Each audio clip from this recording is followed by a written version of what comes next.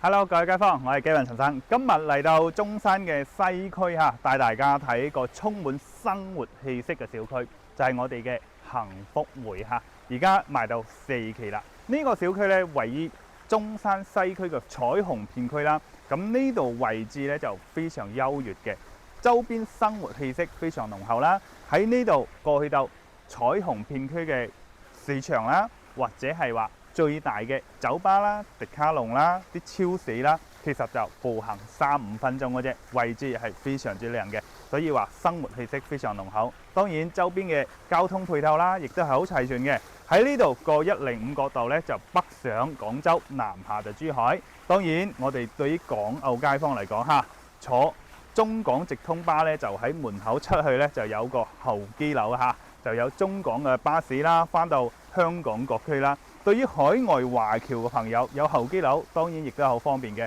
去金灣機場啦、白雲機場啦，或者係深圳嘅寶安機場啦，出門口就可以辦理登機㗎啦，係嘛？非常舒服嘅。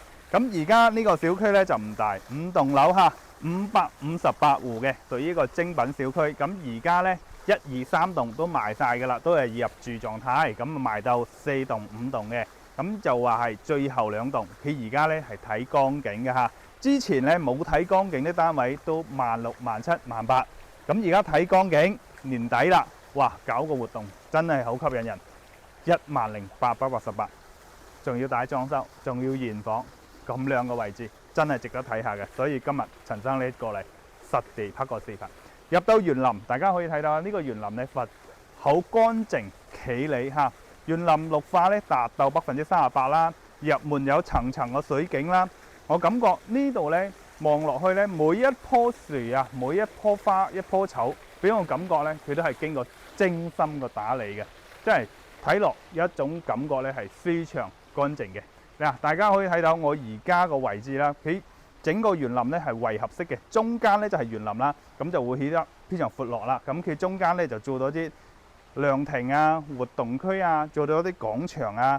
亦有啲跑道啦，大家生活落嚟呢邊休閒呢就係非常舒服噶啦。咁可以睇到呢一邊啦，仲有啲細路仔玩嘅地方。望過去呢度呢，就1、2棟嗰邊嚇，咁佢睇下嗰入住率啦，即係每一戶啊都有掛衣服啦，有做窗簾啦、裝空調嘅，即係入住率呢達到98%嘅。大家喺大灣區買樓，我覺得記住一點就絕對唔會中伏。跟住大灣區啲本地人買樓，融入大灣區生活，咁樣呢就必定唔會買到幾成啦、爛尾啦，係嘛？又話各種中伏呢種問題就絕對唔會有嘅，因為呢度係本地人居住嘅地方，大家融入嚟喺呢度生活就一定旺。酒店配套嚟講一定 OK。嗱，我再講翻呢個小區點解會咁多本地人喺度住，入住率會達到98%呢？其實以下幾條呢小區個優點呢係非常之明顯嘅。第一就係周邊嘅學區係非常靚嘅，喺呢度一條馬路過去係西區最好嘅中心小學，省1級噶啦。對於本地人講，學區係非常重要。第二點，亦都係馬路對面就係整個片區或者係整個中山最優質嘅3甲醫院、中醫院，醫療配套一流，係嘛？再者呢度本身西區嚟講人流有咁大啦，佢一啲商超啊、超市嘅配套好近嘅。咁翻到中山最有代表嘅石岐步行街啦，喺呢度都係10多分鐘啊，即係隔一條江嘅啫。啊，呢度呢其實就係西區與石岐嘅交界處，因為石岐係市中心嚟噶嘛，係嘛？扭石岐噶嘛，人流本身就多啊嘛。喺呢邊生活嚟講就俾個感覺就係旺咯。非常之旺，隔離有彩虹嘅濕地公園啦，亦都有啲江邊一河兩岸，即係做好晒。一陣我去養板間咧，都會帶大家望落去睇下嘅，即係做好晒散步嘅地方嚇，休閒嘅地方都係非常多嘅。咁而家樓盤嚟講就賣緊104方嘅3房啦，就睇江景嘅。咁大啲嘅有138方，咁啊4房南北通透，又睇江景嘅。都係非常之靚嘅。咁我而家就唔講咁多啦，就帶大家上去實體養板間了解下詳情啦。OK， 走啦。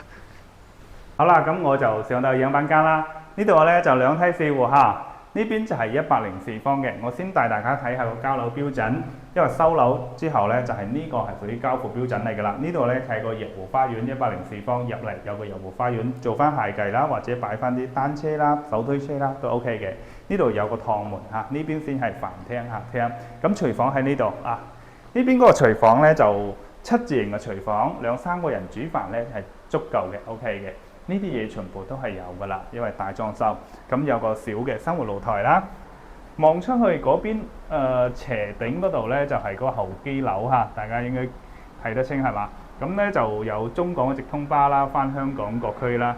咁隔離嗰度就江景啦，望出去啊。咁另外一個戶型望出去江景會更靜啲啊。呢個呢就會有少少偏啦。OK， 呢邊就係飯廳客廳啦，廚房啦。大家睇呢個盤嘅時候呢，就要睇佢個生活氣息，因為我喺下邊都講啦，呢個係生活氣息比較濃厚嘅精品小區。望出周邊啲樓嚇，大家可以睇到佢個入住率有幾高嘅。咁黃色嗰度呢，就係話中心嘅小學，即係屬於省一級嘅小學啦，即係小區門口出去嘅啫。咁呢一邊就係中醫院啦，斜頂嗰度嚇就係中醫院嚟嘅，屬於中山嘅3甲醫院係數一數二㗎啦，所以呢邊個配套係咪非常之足啊 ？OK， 睇翻呢邊房間啦，呢度佢又做3房2衛嘅嚇，乾濕分離嘅衞生間。呢個客房會細少少，但係景觀係最靚嘅，睇到嘛？呢邊係江景嘅，可能會有啲背光啦，就望出嚟呢個係江景嚇。江邊呢1河2岸已經做好晒。咁呢度呢就擺米5床啦，做翻衣櫃呢就係冇問題嘅。嗱，隔離嗰個就會大少少啦。呢個房間嚟講個飄窗係好大嘅，超大嘅飄窗嚇，瞓個人都得嘅。咁呢個放米8床啦，3面6床冇問題。咁呢度屬於個透間啊，呢個透間乾濕分離衞生間啦。咁呢一邊佢就透間有衣櫃嚇，呢個衣櫃都係做好嘅。咁呢邊亦都係大飄窗啊，飄窗比較大，做2米大床啦，屬於一個中規中矩傳統嘅3房2衛戶型104方。咁佢而家啲單價呢就話12888啊，咁就精裝啊，樓層都 OK 㗎啦。都係15樓以上啲高樓層，即係唔會話有遮擋之類啦。咁亦都有啲特價單位嘅，亦都有驚喜價，即係話比呢個更實惠嘅。到時過嚟呢，我再同大家一一計啦。咁睇完咗104，咁再睇下隔離大啲嘅就北二嘅。北二呢就係呢邊2戶，亦都係話正對江景一個戶型啦。咁呢邊呢就交樓標準啦，呢度呢一戶呢就係話擺咗家私家電嚇，到時交樓呢啲台凳係冇嚇。首先同大家講清楚，咁呢個北二方呢，大家睇到嘛？擺咗圓台，個家個氛圍呢就係好足嘅。咁呢邊呢就都係廚房啦。咁北二方嘅廚房亦都係個露台，就係廚房可能睇到同104嗰個差唔多，但係嗰露台咧就大好多，真係大好多。呢邊可以真係擺衣服啊、晾衣服啊都 OK 嘅。咁呢邊咧露台咧就係一線江景嚇，唔係好靜嘅，就係一線江景啦。OK， 咁呢邊擺翻啲嘢落去，或者你自己可以將佢推出去，個廚房就會好大。OK， 嗱呢一邊咧就係廳啦。我啱先講到咧就話正對江景就係呢一度啦啊。大家出嚟，而家太陽曬入嚟嚇，啲陽光好充足嘅。望翻呢邊咧就係話1河2岸個江景啦，即係樓下就係㗎啦。咁前邊大家可以睇到有塊空地啦，係中山最大嘅舊改項目，係萬象城嘅商業嚟嘅啊。而家拆遷緊㗎啦。咁過咗河，即係呢個拆遷個地方咧，其實就係屬於石岐嘅嚇，屬於馬鞍山片區。日後呢度拆遷。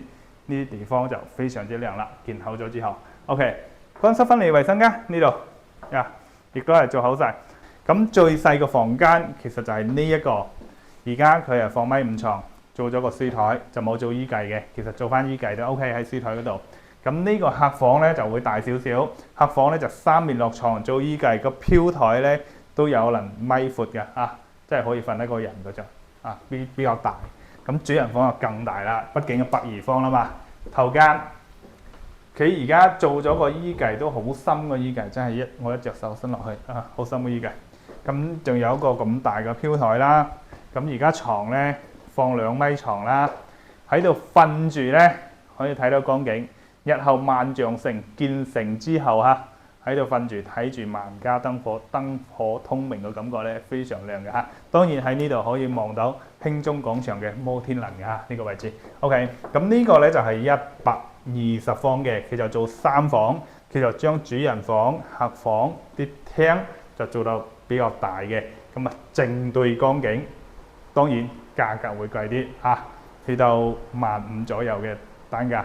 咁啊大裝修現樓啦 ，OK， 咁當然有咁大面積，我都帶大家過去睇埋佢先，走啦。OK， 咁而家咧就係4棟嘅樣板間嚇，4棟咧就2梯3戶，全部都係大戶型靚嘢嚟嘅。咁呢邊咧就屬於自己一邊咧，呢邊消防梯，呢度係入門位啦，呢頭咧就125嘅。其實呢個戶型設計咧都有啲奇怪啊，我帶大家嚟睇下嚇。呢度哇，睇下嘛。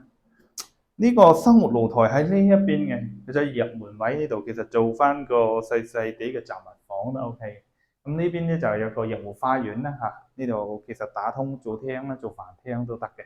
咁呢個廳咧就4.8米啦，一個 U 型嘅廚房啦，呢個廚房位，咁佢預留咗雙門冰箱位啦。咁佢而家咧就擺咗個圓台嘅，因為呢邊咧就係話2梯3戶有個單邊位，所以隔離呢度咧可以開窗嘅嚇。所以呢個飯廳嘅窗咧就透光性好好啦，呢個廳咧採光好好嘅。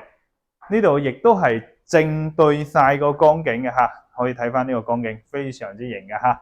咁呢一邊啱啱冇睇到另外一邊啦，即係食旗嗰一邊啦。咁遠啲可以睇到摩天輪啊、萬象城啊呢邊噶啦。咁1號2號樓下咧都喺度搞緊噶啦。咁呢個露台咧就會長啲嘅嚇，達到6米幾嘅露台。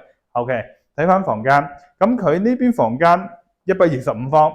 佢亦都係做3房先做3房嚇，唔係話做到4、5房嗰啲嘅。咁呢個就係第一個客房啦，就連露台個位置啦。其實呢個房咧喺呢度睇，佢呢度嗱有個咁闊嘅位置做衣櫃嘅嚇。如果係話自己住嘅話，放翻個大衣櫃落去都 OK 嘅。廁所咧，廁所就乾濕分離，中規中矩，亦都比較大。畢竟面積擺喺度啦。咁最細個房間嚇就係呢一隻。佢而家擺1.2米床望光景，跟住又擺咗張書台落去。OK， 呢邊就主人房，主人房可以做2個大衣櫃嘅。其實呢度乾濕分離衛生間啦，門後邊咧其實有個60-70公分嘅衣櫃嘅。咁呢個係2米床啦，大家可以睇到，亦都係話有飄窗位啦，睇光景啦，係嘛？環境係幾靚嘅。其實喺呢個位置咧，床頭呢一邊咧就可以做翻多一個衣櫃嘅。咁呢個就話125方，咁就得3房，但係入門口咧就多咗一個雜物房或者入戶花園啦。呢度面積應該有10幾個方，加上呢個廳咧就採光好，直對光景嚇，就係呢一戶嘅優勢啦。咁呢個咧就125嘅，咁對面咧就2戶138嘅。咁我哋就過去睇埋對面。咁對面咧呢一邊咧就屬於體內園啦，咁當然大面積係南北通嘅嚇，呢2戶都138，咁呢一邊咧就其中一個就交付標準嚟嘅。子母門啦，入嚟亦都係做咗一個咁嘅入戶花園啦，呢個面積嚇，擺下啲魚缸啊，放下啲單車啊 ，OK 嘅。南北通透嚇，主露台望出去咧就光景，呢邊生活露台。望出去就園林啊，中醫院嗰邊，因為呢個房咧，無論係主露台或者生活露台其實都係有咁大嘅。咁廚房呢個廚房有3、4個人煮飯 OK 嘅有冰箱位。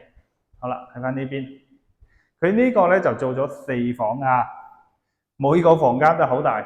呢個咧做主人房都得，放2張1.8米大床，綽綽有餘嘅。